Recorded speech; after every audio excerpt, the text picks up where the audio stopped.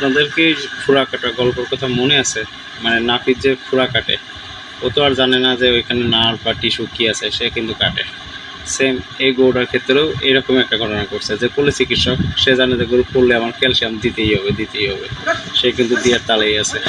Copa calcium 1 litre, ক্যালসিম্যাক্স 4টা, 100 ml 4টা, saline 6 litre, গ্লুকোলিন saline 25%, কারণ ওভার ক্যালসিয়ামের কারণে এটা হইছে, 90 মাথাটাতে মিলি, ধনুকের মতো বেঁকে সাথে আপনার যে মাল্টিভিটামিন আছে, অ্যামাইনোপেট অথবা গেইন ফাস্ট, এগুলো প্রায় 1 লিটারের উপরে দেখলাম। না অনেক বড় না, আসলে কি কারণে গরুটা উঠতেছে না, সে তো এই কারণটা জানে না।